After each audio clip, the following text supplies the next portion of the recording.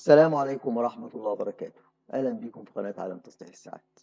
النهاردة يا جماعة هنتكلم عن نتيجة الساعة اللي انت شايفها ازاي بتتحرك، وايه التكنيك بتاعها، وايه الأفكار بتاعتها، وازاي التروس بتاعتها بتبقى شغالة، وازاي اليوم بيتحرك، عشان دي حاجة مهمة جدا كتير قوي بيسألوا عليها. وبتيجي يا جماعة في كل الساعات اللي هي بنتيجة كلها زي بعض، مفيش فروق، كلها فكرة واحدة. لازم تحط في دماغك يا جماعة حاجة هتفهمها هتبقى سهلة جدا، حاجة مش هتفهمها هتاخدها كده يعني اللهوي كده، فطبعا مش هتبقى مظبوطة. ده حاجة لازم كل حاجة يا جماعة نفهمها علشان نقدر نشتغل فيها. اهو زي ما انت شايف كده، ساعات بتلاقي عطل بسيط أوي يقول لك دي ما بتلفش مثلا. اهو هنلف كده، بص بص هنا هنلف اهو. هتلاقي ايه؟ شوف كده التروس، ترس ورا هنا بيدي ترس، ده ترس النقل ده بيدي ترس الجنب هنا اللي هو بيدي لترس الساعات. ترس الساعات بيدي لترس بتاع تغيير النتيجة. ترس تغيير النتيجة بيدي الترس الأساسي بتاع تغيير النتيجة. هنمشي كده، بص بتمشي ازاي، بص بتمشي ازاي. عايزكم تبصوا هنا، بصوا هنا يا جماعة في الحتة دي، بصوا بتمشي ازاي. الساعة دي على فكرة يا جماعة هنفكها حتة حتة كده في حلقات جاية إن شاء الله، ونشوف كده ايه اللي هو فيها، وايه الصعب اللي فيها، وايه اللي مش صعب اللي فيها، وايه الافكار. يعني كل الساعات يا جماعه لا تخرج عن هذه الفكره. ما تحطش حاجز بينك وبين تصليح الساعات، علشان انت لو حطيت حاجز مش هتقدر، هتلاقيها صعبه. بص هنا بيحصل ايه بقى، بص هنا، بص الحته دي، بص الحته دي هنا تنقل ازاي. اهو بص بتحرك ايه، بتحرك الدايره بتاعه النتيجه اللي انت شايفها هنا. بص عملت ايه، ليه؟ لان هنا في سن وهنا في سن، وهنوريها لكم بالكبير اهو. بص نقلت خلاص كده، ماشي. ساعات ده، تعالى نكبرها كده الاول، تعالوا نكبرها كده الاول اهو زي ما انت شايف يا جماعه. لما كبرنا هنا في ترس اهو جوه، اللي هو ترس عند الستيم اللي هو ماسك مفتاح الساعه، بيدي للترس دوت اللي هو ترس النقل، بيدي الترس جنب بتاع اللي بيدي ترس الساعات، وترس الساعات دوت بيدي الترس النتيجه. الترسين دول بتوع النتيجه دوت بيدي دوت عشان دي تلف وتتحرك اهو. هنمشيها تاني ونبص مع بعض. ساعات يجي يقول لك صاحب الساعة يا جماعة ما بتنقلش، وأنا متضايق، والتاريخ ما بينقلش. هتلاقي فكرة بسيطة في الحتة دي، يا الترس ده مكسور، وساعات بيبقى بلاستيك، وده كتير قوي طبعا. الساعة دي قديمة جدا، فعشان كده يعني من الستينات، عشان كده عاملينها حديد طبعا وحاجة جميلة. بص بيلف ازاي، بص على الحتة دي، شوف هنا هيحصل ايه. بص على السن ده هيجي ازاي مع السن ده، السن ده مع السن ده. بص اهو بيحركها ازاي، بيفلت بسرعة. دي حاجة مثلا من عيوب الساعة اهو. هيبتدي هنا، بص هيعمل ايه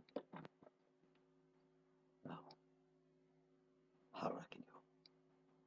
لكن دوت ممكن حل بسيط جدا ان انا ازق دي شوية كده، هي اي سوستة، فانا هزقها لبره شوية عشان لما الف كده تاني تنقل على طول اهو. بص معايا، موضوع سهل. ادي حاجة حلتها انت بسهولة جدا. هتلاقي بقى شكل الترس ده مختلف، التحديد ده مختلف، الحتة اللي بتعمل كونتاكت مع السن هنا مختلفة، لكن هي الفكرة واحدة، لا يمكن تخرج عن كده اهو. بص المنظر اهو، خلاص بقى بينقل عادي جدا. يبقى انت صلحت الساعة في لحظة، صلحت الساعة في لحظة. يبقى دي كده ممكن فعلا نقول في لحظة ازاي تصلح النتيجة بتاعت الساعة لو باظت. طيب يبقى احنا شفنا الساعة دي وفهمنا فكرتها زي ما قلنا دايما، ترس بيدي ترس ترس ترس ترس ترس. طيب نيجي ساعة تانية شكل تاني، انما هي نفس الفكرة، مش هيبقى فيه خلاف اهو. الساعة دي مثلا زي ما انت شايفها، شوف الفرق بين دي وبين دي ايه. هنا زي ما قلنا، هنا الترس ده شوف شكله ايه، حاجة تانية. لكن هنا الترس ده شكل تاني، هيبقى حلقة تانية خالص، لكن نفس الحاجة ونفسها. ولما تحطهم كده هتلاقي نفس الفكرة. ده هنا في السن، وهنا في سن بطريقة تانية. طيب نيجي اهو نقلبها كده، شوف هتقلب ازاي اهو، نشوف مع بعض. بص معايا على ده، الترس ده، الترس ده، السن ده كمان. بص هيحصل ايه. هقول لكم دلوقتي لو كانت بايظه يبقى ايه. بص هينقل اهو، بينقل لان السن شبه.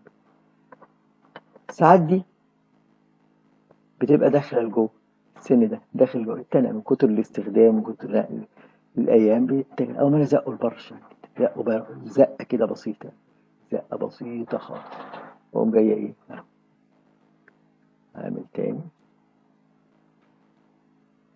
هتبقى سهله جدا واسهل، واضحه خالص وهتبقى جامده. طيب نيجي لساعه تانية.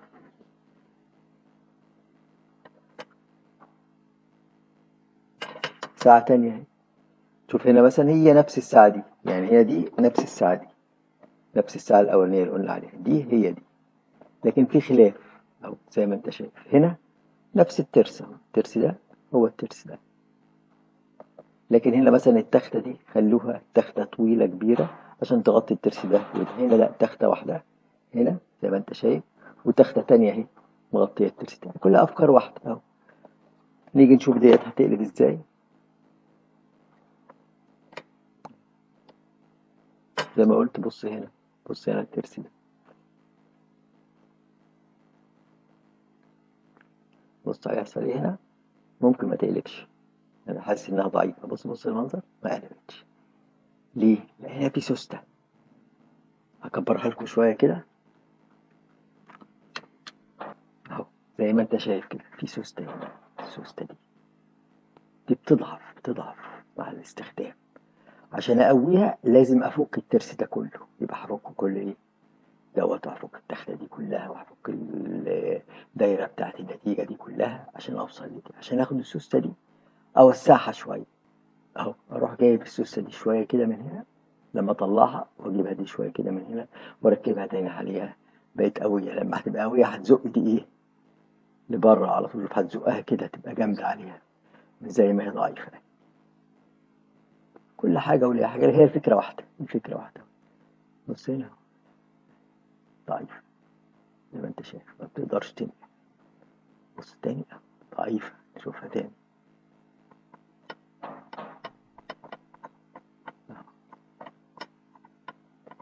بص المنظر هنا مش هتقدر تطلع، فلازم السوسة دي تتقوى، ما تتقواش أو تغيرها.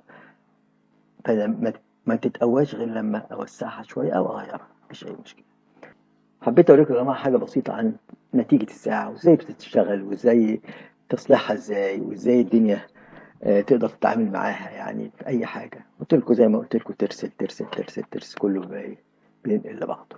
ف زي ما انت شايف، زي ما قلتها لكم.